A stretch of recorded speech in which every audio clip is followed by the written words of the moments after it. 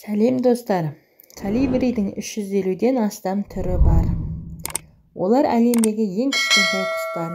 Колибрилердің кейбір түрлерінің ересектерінің салмағы 1,6-2 грамм. Денесінің ұзындығы шамамен 7 сантиметр. Ең үлкен колибрилер гигант деп аталады. Олардың ұзындығы 18-20 сантиметрден аспайды. Салмағы 20 граммға дейін жетеді.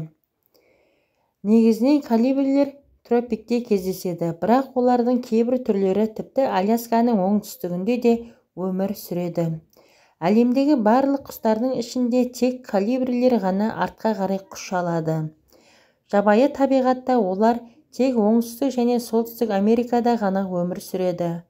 Колибридің жүрегі тыныштықта минутына 500-ден, ұшып бара жатқанда 1200-ге дейін қатты жылдамдықпен соғады. Өмір сүру барысында бұл құстың жүрегі 4-4,5 миллиард рет жиырылады. Колибридің орташа өмір сүру ұзақтығы 8-10 жыл. Бірақ ресми түрде тіркелген ұзақ өмір сүру рекорды 17 жыл. Бұл құстар ұзақ уақыт бойы жұп құрмайды, жиі серіктерін ауыстырады. Алып колибрилер тауларда теңіз деңгейінен 5 шақырымға дейін биіктікте кездеседі. Колибрилер аралар сияқты көптеген өсімдік түрлерін тозаңдандырады. Сонымен бірге гүл шырындарымен қоректенеді. Колибрилердің бауырымен жорғалаушылар сияқты тілі айыр.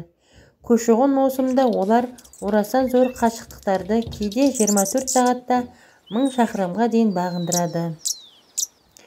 Тринидад пен Тобаго елінің елтаңбасында колибри бейнесі жарқырайды. Олардың өмір бойы бұл құстар ұшу кезінде ғана тамақтанады. Колибри мен пілдің массасын салыстыратын болсақ, денесінің көлемін ескере отырып, колибри күніне шамамен 100 есе көп тамақ жейтіні белгілі болды. Олар төңкеріліп және бүйіріне қарай ұша алады. Гүл шырындарынан басқа, колибрилер гүлдерден жинап алып, ең кішкентай жәндіктерді ықыласпен жейді. Олар ұяларын тастарға және жапырақтарға бекітіп, өздерінің сілекейлерін цементтейтін зат ретінде пайдаланады. Ежелгі уақытта Еуропада колибрилер де өмір сүрген. Германияда бұл құстардың жасы шамамен 30 миллион жыл болатын тасқа айналған қалдықтары табылды. Орталық Американың кейбір үнді тайпалары колибри өлі жауынгерлердің жан дүниесінің бейнесі деп есептеген.